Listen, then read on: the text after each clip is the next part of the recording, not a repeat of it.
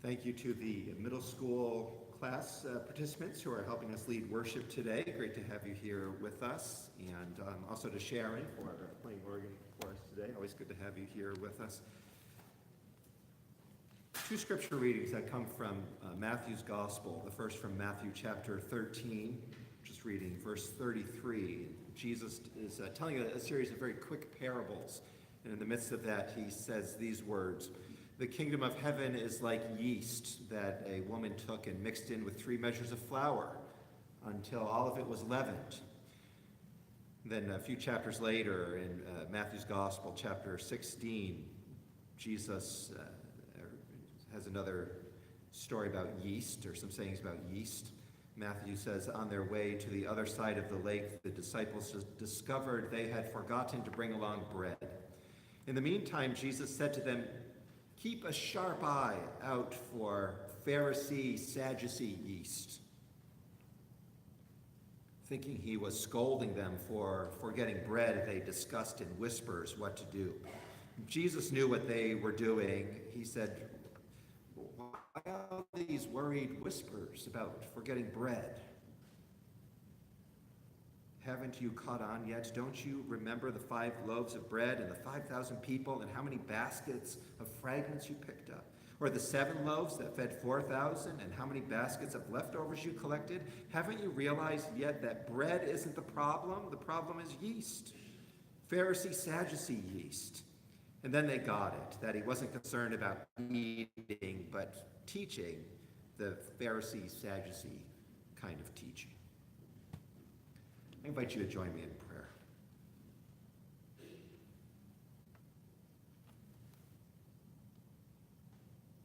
God, continue to speak to us today with your still speaking voice that speaks in song, that speaks through your word, speaks of bread and grapes. Speak to us in the sighs and moans and cries that are too hard to utter, and in the joys that we gladly share with one another. And all of that, call us to be more faithful as your people. Amen.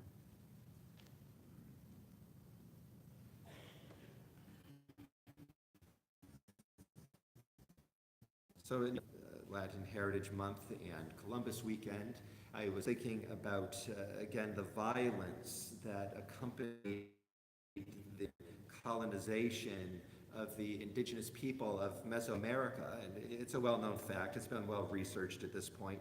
Historians have elaborated on the devastating effects of colonization on indigenous societies and cultures and mortality.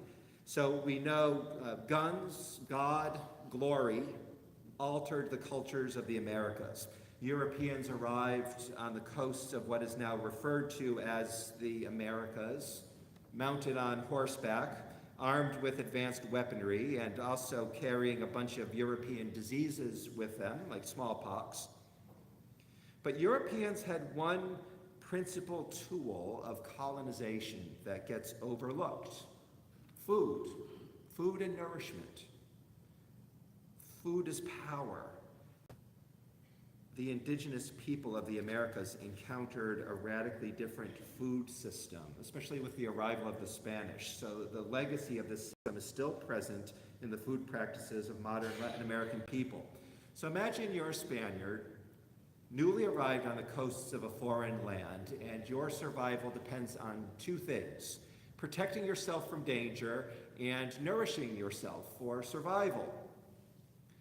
The Spanish diet differed from the indigenous diet, but it was more than a matter of different tastes. European settlers believed that if they consumed a quote-unquote inferior diet of indigenous foods, they would eventually become like those quote-unquote inferior original residents.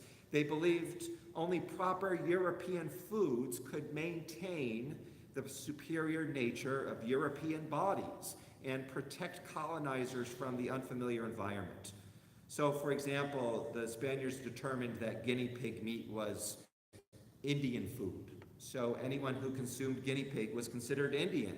And the same was true for our other staple indigenous foods like corn or beans. The Spanish considered these staples, they called them famine foods.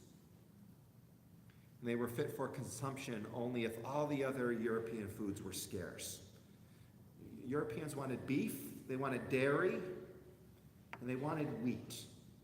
And they filled the fields with wheat in places where the indigenous communities already had their own crops sown, yucca, cassava, sweet potatoes. Europeans planted just thinking of their own needs, not taking into consideration the pre-existing cultures, the foods that were part of the native landscape. And so European foods literally supplanted much of the local food.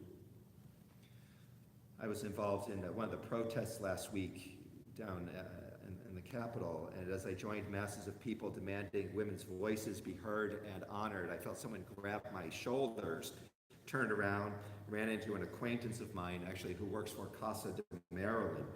And we were catching up on our lives and careers as we marched, and I asked him about this idea of food and colonization. And he told me that in his hometown of El Salvador, there's an enormous building that was used as a warehouse for the colonists' goods. So as ships arrived, they packed this warehouse with European food, and it was there just to distribute the food to the settlers. And he told me the building's still there in town. Everyone knows what it was for. So wheat bread especially served as a powerful symbol of how the colonists considered their culture better than the original residents. And wheat became a symbol of European religion and of European greed. So in one of Columbus's early ship logs, he talks about how he kidnapped 9 island residents and shipped them back to Spain. And he wrote this: "Your Highness must resolve to make them Christians.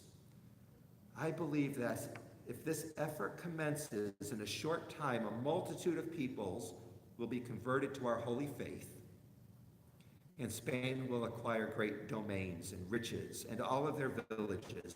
Beyond doubt, there's a very great amount of tree. Also, there are precious stones and pearls and an infinite quantity of spices." That was November 11th, 1492.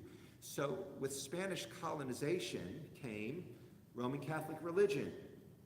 And just as we see today, wheat bread and wine played a central role in the Catholic sacrament, the ritual of communion.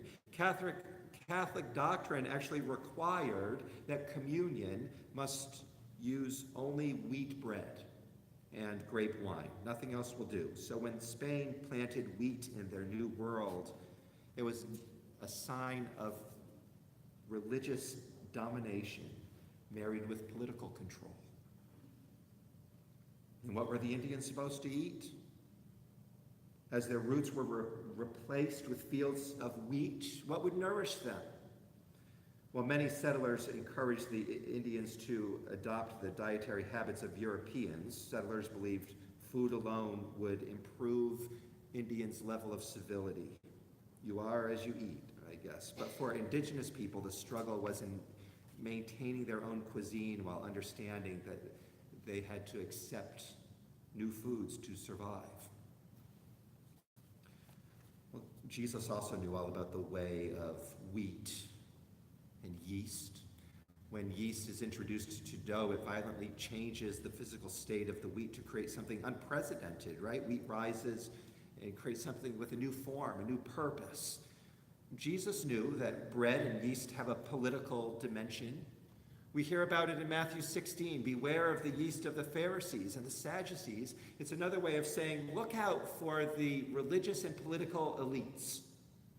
Yeast symbolizes corrupt behavior that works its way through political systems and religious systems. And then Jesus also talked about yeast as a symbol of political and religious upheaval. Yes, yeast can reveal corruption, but it can also grow into this reckless abundance shared in our daily bread. And all it takes is a little bit of subversion. Jesus offered a one-sentence parable about yeast and subversion. He says, the kingdom of heaven is like yeast that a woman took and mixed in with 3 measures of flour until all of it was leavened. 3 measures of flour feeds about 100 people. Now, most English translations say the woman mixed yeast into the dough.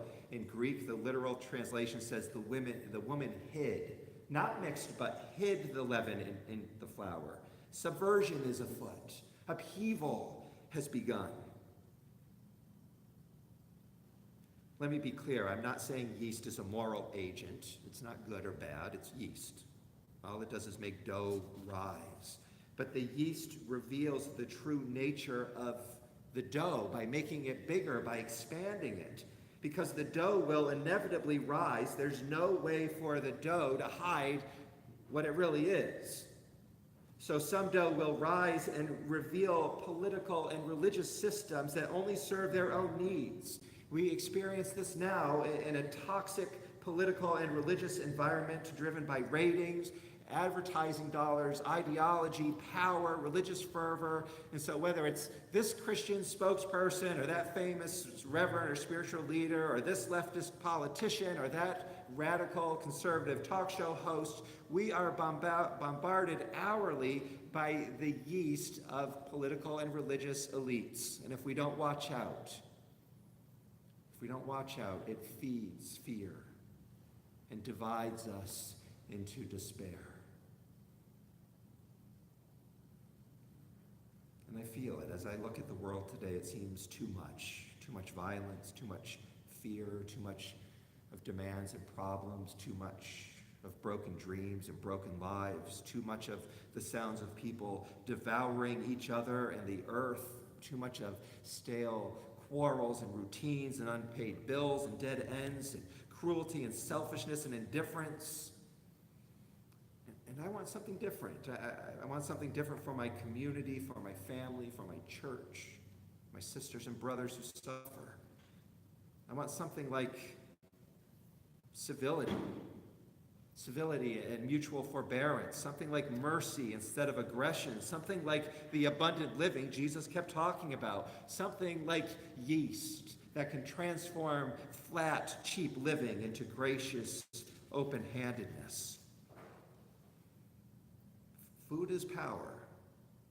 And so on this World Communion Sunday, we remember what can develop when we hide some yeast into the dough of kindness.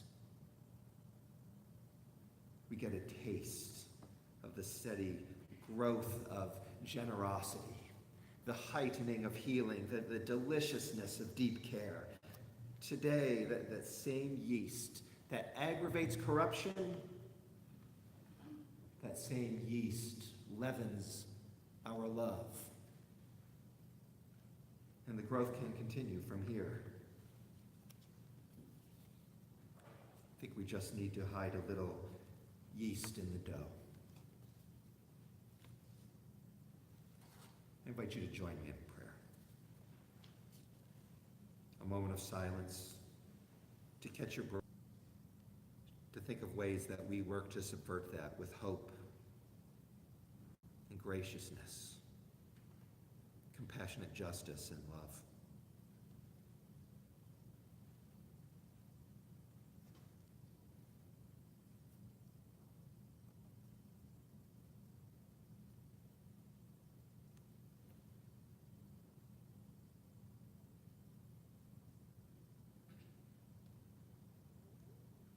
Oh God, help us to grow in ways that expand your reign of compassion on earth.